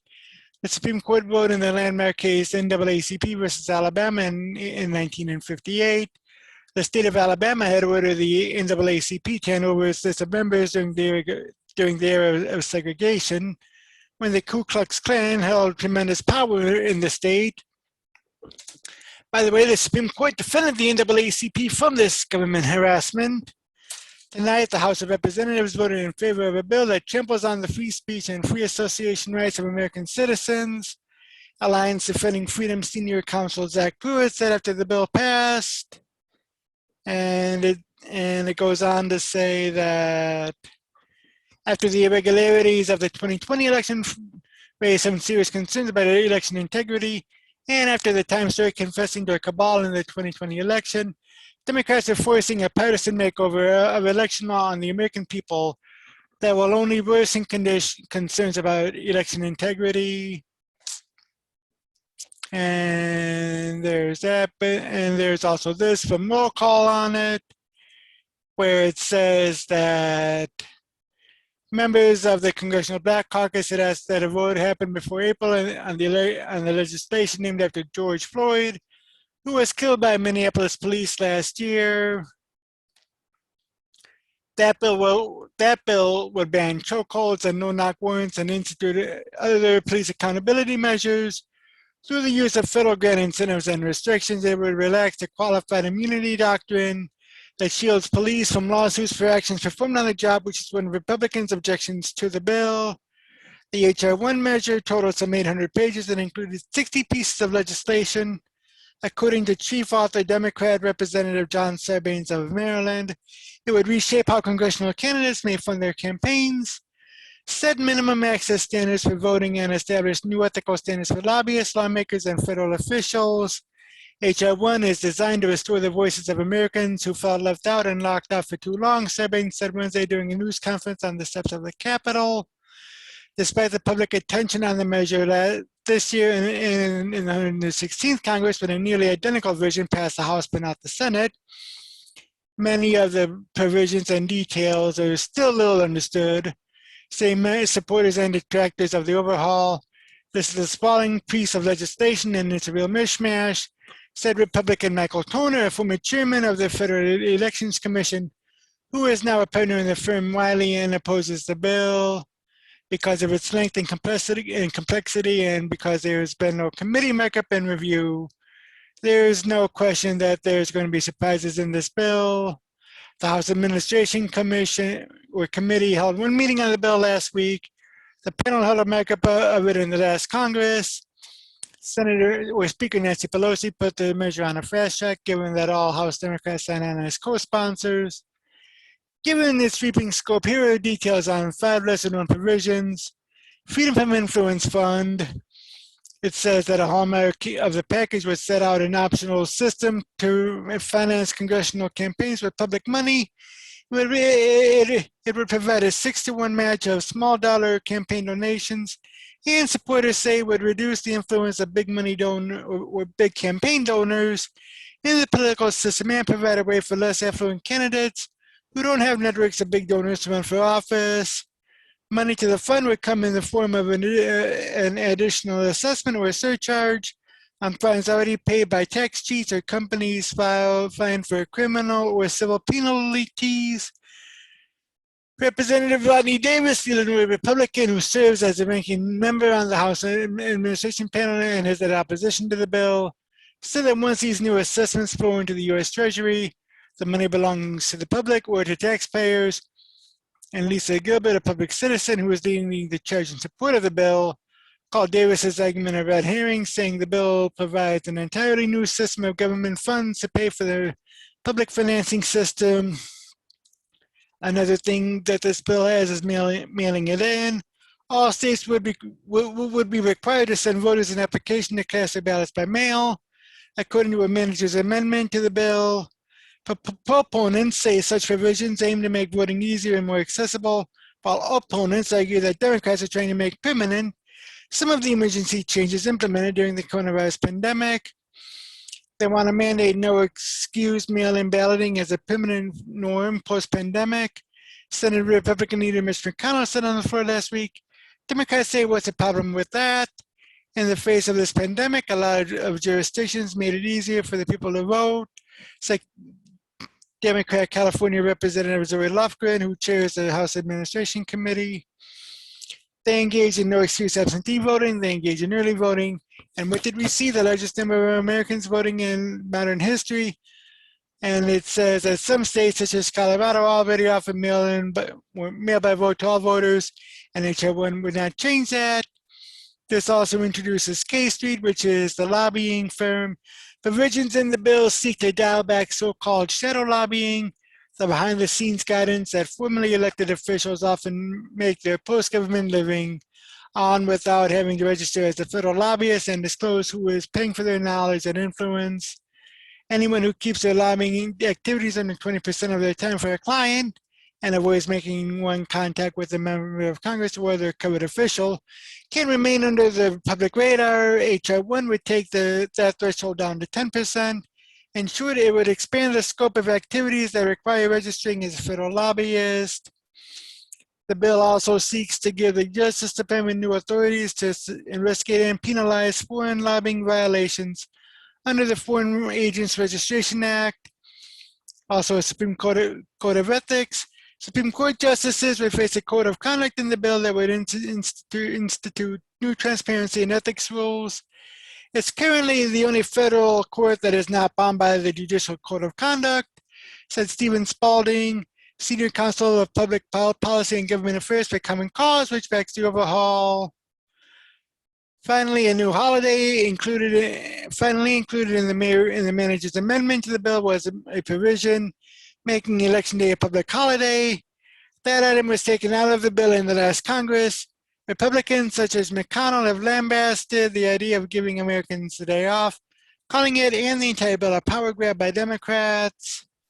And there's that. So, like I said, I have the entire HR 1 bill text in the description below, along with the other articles. And leave a comment below what do you think about HR 1? You know, do you like it? Do you not like it? And I'll see you in the next video. We are just 42 days into Joe Biden's administration, and he's done a lot of executive orders and a lot of other things, but there are a couple of things that he hasn't done, and could be that he is, as my good friend Kyle Becker had written about over at beckernews.com, the missing president. As a matter of fact, here's that article from my good friend Kyle Becker over at beckernews.com. 10 big warning signs that Biden is a missing president. America is a nation facing crisis. Whether it is a coronavirus pandemic response, the crisis at the nation's southern border, or brewing conflict in the Middle East, it is in need of strong and steady leadership. During this time of immense national challenges, it appears that leadership is not going to come from the President of the United States. Unfortunately, it appears that Joe Biden is a missing president. Number one, no Biden press briefings in over a month. It looks like the last time Joe Biden gave a press briefing was on January 25th. That press appearance consisted of a bizarre moment when he awkwardly put on his mask mid-speech. There's a video of that on the article. If you avoid this appearance because he only took 5 pre-screened questions and called it a wrap, it's been 40 days of the White House press wandering in the wilderness with Jen Psaki. The White House calendar does not list any briefing given by President Joe Biden. Number 2, Biden's schedule not posted online. White House visitor logs is secret. The schedules for the president and vice president are unposted online, Politico reported. The White House comment line is shut down. There are no citizen petitions on the White House's website. The White House is committed to releasing visitor logs, but it doesn't plan to divulge the names of attendees of virtual meetings, which is the primary mode of interaction until the coronavirus pandemic eases. So who is making all the presidential decisions? Who is Biden meeting with? Who are others in his administration meeting with? It's a shroud of secrecy that America's failed press isn't doing enough to penetrate. Number 3, Biden calls lids early to bed, takes weekends. President Joe Biden has called numerous lids, or early wraps of the day, even amid crises like the Texas freeze disaster. A check of his past schedule shows many daily entries ending mid-afternoon or even early evening, such as February 18. It is something that the American public has come to expect, sadly, due to it being a Biden practice that has gained notoriety during his 2020 no-show presidential campaign. CNN has even made it apparent that Biden is an early-to-bed type. Unlike his most recent predecessors, night owls who spent the dark hours reading briefing materials, President Barack Obama, or watching television, President Donald Trump, Biden is more of an early-to-bed type, CNN noted. He has expressed a preference for a fire built in the White House or in the Oval Office fireplace, CNN adds, and sometimes adds a log himself to keep it going. His dogs, 2 German shepherds named Major and Champ, must join him. Sleepy Joe must find it very cozy. Number 4, Kamala Harris takes meetings with heads of state. On President's Day weekend, while Biden has taken off work to play Mario Kart with his granddaughter, Vice President Harris was taking calls with major heads of state. The National Post noted that Biden was missing a call with French President Emmanuel Macron. This is from the White House's press readout. Vice President Kamala Harris spoke today with President Emmanuel Macron of France and expressed her commitment to strengthening bilateral ties between the United States and France and to revitalizing the transatlantic assistance or alliance. Vice President Harris and President Macron agreed on the need for close bilateral and multilateral cooperation to address COVID-19, climate change, and support democracy at home and around the world. They also discussed numerous regional challenges, including those in the Middle East and Africa, and the need to confront them all together. The Vice President thanked President Macron for his leadership on the issue of gender equality and for France's contribution to NASA's Mars 2020 Perseverance rover. Harris also spoke with Canadian Prime Minister Justin Trudeau. These are not Kamala Harris's counterparts, and despite being vital to the Democrats' agenda as a deciding vote in the Senate, she makes sure to attend most of the president's daily briefings. The president's daily brief, a highly classified update on the country's top intelligence, is back to a daily occurrence after happening only sporadically under Trump. CNN reported without any context that he read them anyway, joining the Oval Office by Vice President Kamala Harris, who used an iPad to receive the briefing like Obama. Biden is run through the update by a range of intelligence professionals. Number 5, no State of the Union address yet. President Joe Biden was expected to have given his first State of the Union address by now. Although the mainstream press is issuing fact checks to dispute the claim Biden was supposed to have had one by February 20th, the AP earlier reported that he was supposed to have had one by March 3rd. It is now March 1st as of this writing. This is the latest any president has given a State of the Union address in his first time since Jimmy Carter, who did not give one at all that year. Meanwhile, an astonishing 31 million people tuned in to former President Trump's CPAC speech on Sunday, and that's just online viewership. The running joke on Twitter was that this was America's real State of the Union address. Number 6, Biden is an executive order signing machine. President Biden entered office and immediately issued a record-setting flurry of executive orders, which he signed as if he were a human auto pen. Those orders were reportedly drafted and fast-tracked with the aid of a DOJ office under the supervision of former Attorney General William Barr, according to former Trump advisor Peter Navarro. Trump's last Attorney General actually also turns out to be Joe Biden's first Attorney General, Navarro said, because here's what was happening. We had over 30 executive orders queued after Election Day ready to go, but we kept running into all these roadblocks and hurdles.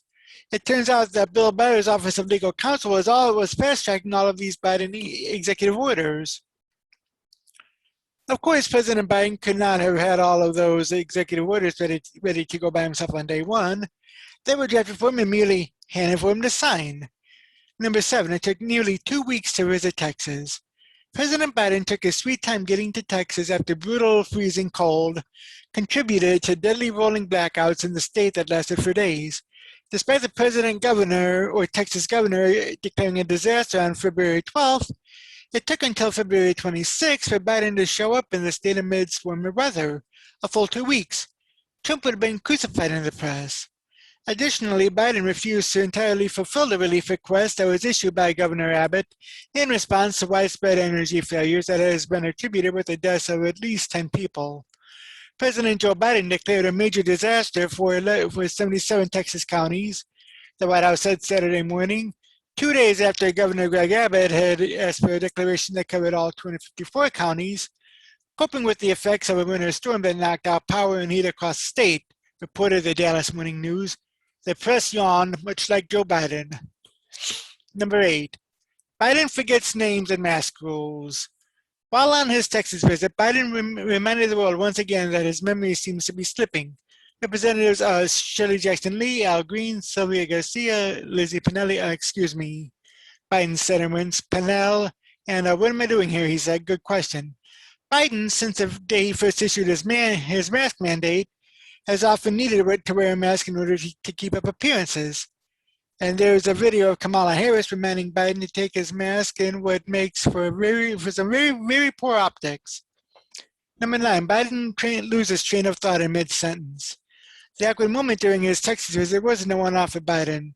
It appears his ability to keep his train of thought running is diminishing daily. The mainstream news media tries to blow this off as stuttering, but it is not related to the ability to pronounce words. It is related to a fundamental ability to compose thoughts. Former Secret Service agent and popular conservative podcast host Dan Bongino told Fox News host Sean Hannity on This Week that Biden is in real significant trouble. He is in real significant trouble, Joe Biden, Bongino said. And listen to me, everyone around him, everyone knows it, everyone knows it. This is a scandal that they're not telling you, how bad his condition really is. I'm telling you from what I'm hearing from people in my network. Everyone knows how bad it is, everyone. It's not a mystery, it's the worst kept secret in the White House. The American people are in real significant trouble as well. Number 10, Biden's campaign was a predictor in all of this. It is not that Biden's conspicuous absence is coming out of the blue either. Now there will be the talk of using the 25th Amendment to remove Joe Biden from office if and when that day comes. In October, Speaker Pelosi and the Democrats began pushing a 25th Amendment bill even before Biden took office. The Democrats would later try to coax former Vice President Mike Pence to sign on to it, which he refused to do. Then President Trump commented at the time that the White House, or that the House bill was aimed at future President Joe Biden. President Trump agreed with House Speaker Nancy Pelosi that her plan for a 25th Amendment commission to evaluate presidential fitness isn't really naming him. Instead, saying it was instead applied to install Kamala Harris in the White House, he said. Crazy Nancy Pelosi is looking at the 25th Amendment in order to replace Joe Biden with Kamala Harris, he tweeted. The Dems want that to happen fast because Sleepy Joe is out of it. How right Donald Trump was. Joe Biden has been the missing president. Trump asked at his CPAC speech on Sunday, "Missed me yet?"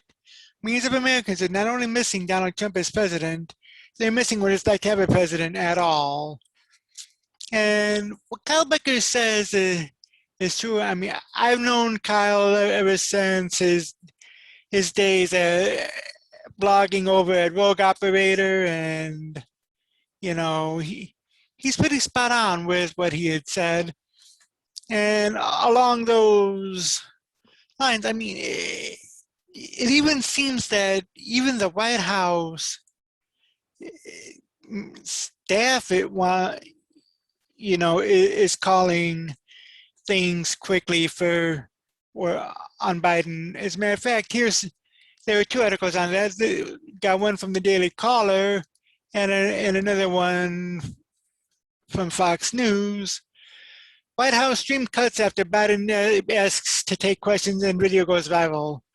The White House live feed was cut off Wednesday after President Joe Biden asked to take questions during a discussion with House Democrats. The video clip, and there's a link, and there's a video clip in the article, has gone viral, racking up over 1.6 million views by Monday morning, or by Thursday morning, rather.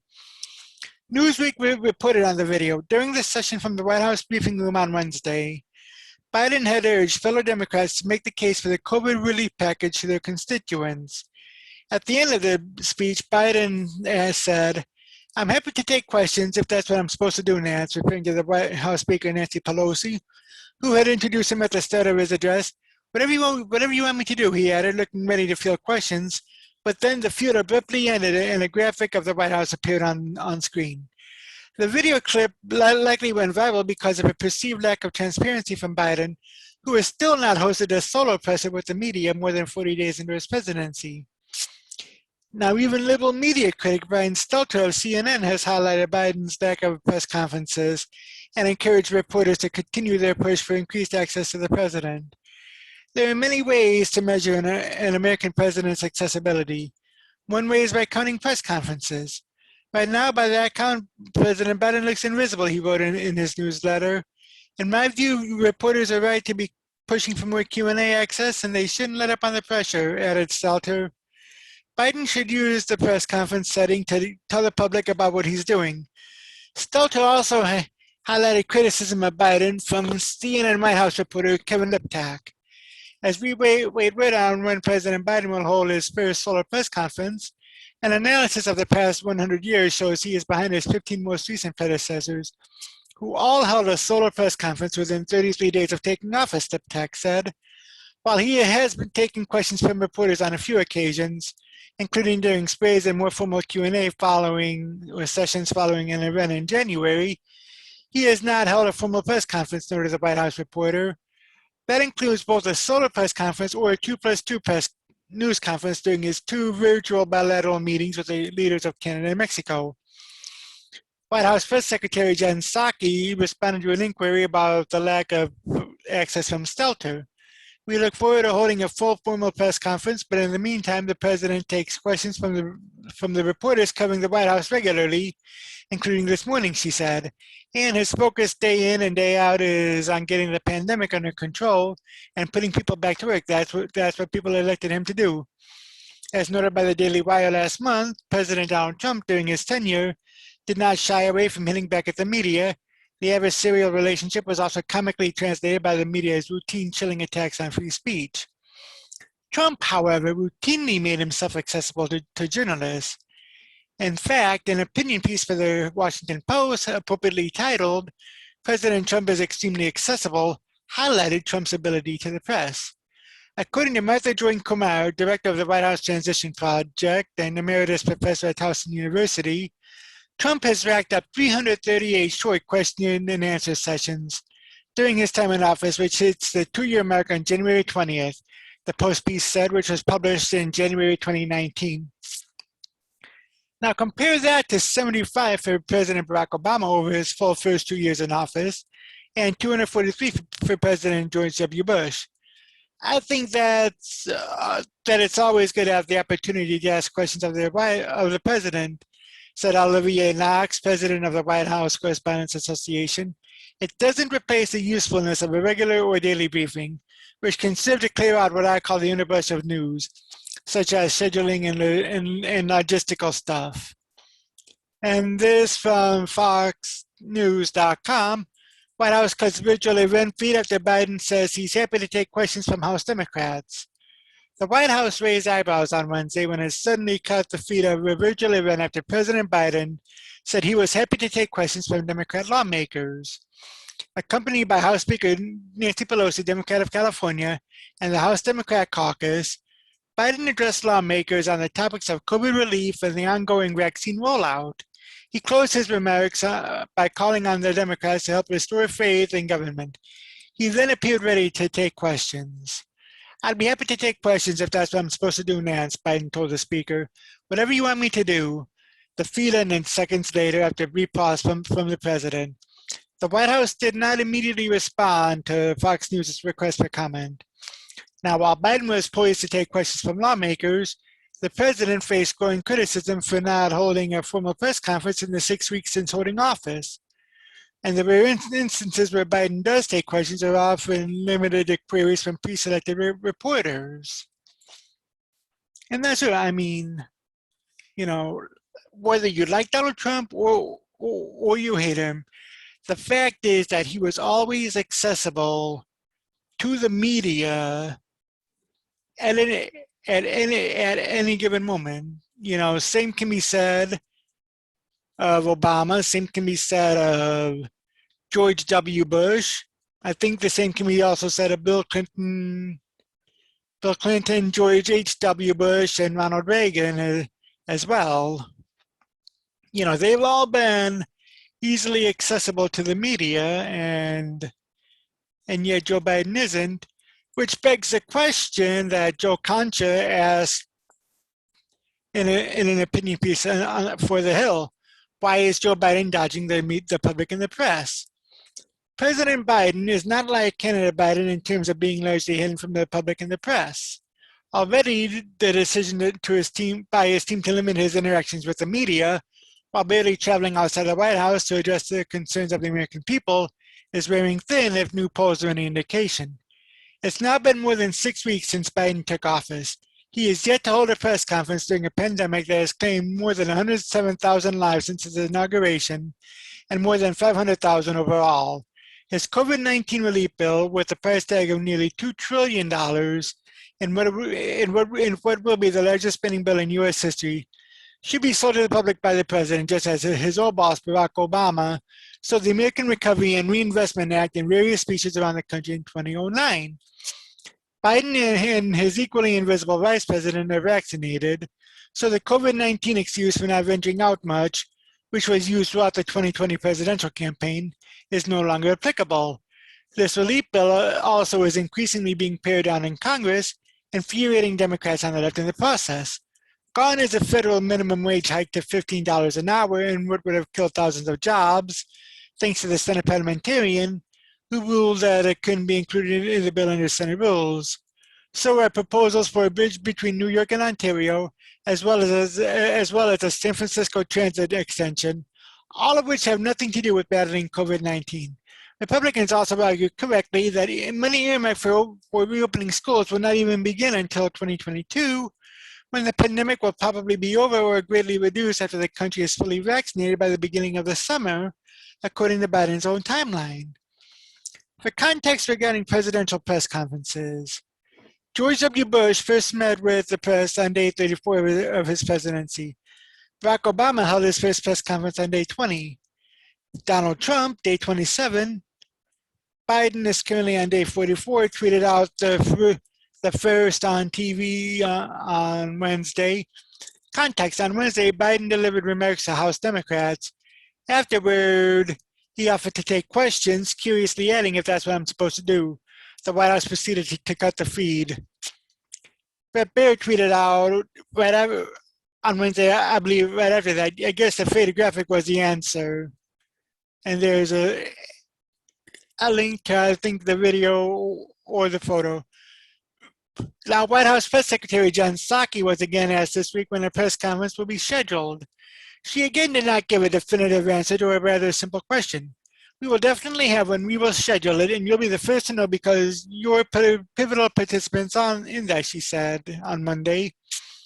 Overall, Biden has signed a dizzying 34 executive orders, 13 presidential memoranda, 16 proclamations, and 3 presidential notices since Inauguration Day, January 20th. The only thing missing are 2 turtle doves and a partridge in a pear tree. So does anyone think it might be a good idea to start really pressing members of the administration about why the president won't face the press while taking all these actions? "I have the strange notion we are a democracy," then candidate Biden proclaimed in October. "If you can't get the votes, you can't legislate by executive order unless you're a dictator. We're a democracy, we need consensus." Perhaps Biden could also sell the relief bill during a speech for a joint session of Congress, traditionally given within a few days after any modern president taking office. Going back to Ronald Reagan in 1981, the new president has delivered this address in January. It's now March, and the 46th president isn't even scheduled to deliver said speech, despite promising to do so in January. "Next month, in my appearance before a joint session of Congress, I will lay out my Build Back Better recovery plan," Biden said on January 14 before his inauguration. "It will make historic investments in infrastructure, manufacturing, innovation, and research, and development and clean energy."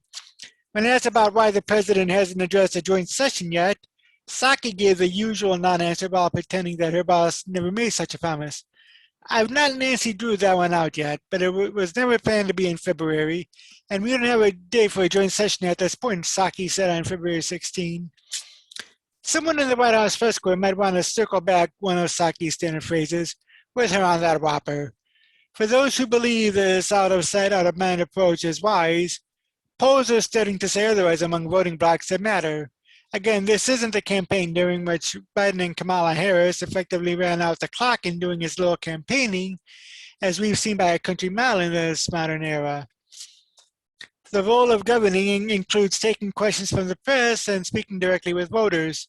This team appears to have zero interest in doing that. The question is why? A Monmouth University poll released Tuesday shows Biden receiving an 91% approval rating among Democrats, while 80% of Republicans disapprove, a 10-point jump from last month. But the key number is among independents. In this key category of voters who made the difference in razor-thin victories that decided the election in Georgia, Arizona, and Wisconsin, the president sits at 43% approval and 48% disapproval. The same poll last month showed independents supporting Biden with a 47% approval rate and with just 30% disapproving, which marks a net loss of 22 points. And remember, this is supposed to be the political honeymoon stage of Biden's presidency. Joe Biden has been in politics for 47 years. He earned more than 81 million votes in 2020, the most in U.S. history. One would think that he would attempt to build on that political capital by taking questions from a mostly friendly presidential press corps or by addressing Congress while 35 to 40 million Americans watch at home. And that's what I mean. Like I said a few minutes ago, Biden hadn't done much of that, whereas if you look at Trump, Obama, going all the way back to George H.W. Bush and even to Ronald Reagan, they were mostly accessible to the press and even held, single press conferences. Why isn't it happening now? Anyway, leave a comment below what you think about that. Should Biden have held a press conference before now? How do you think his presidency is handling at the moment? And I'll see you in the next video. And that's going to do it for the news for this week. I am Mick Bulow. Again, if you like what you watch, please go ahead and hit the thumbs up button. Also subscribe and tell your friends, tell your neighbors, tell an enemy or two even. And I will be back next week. Until next time, peace.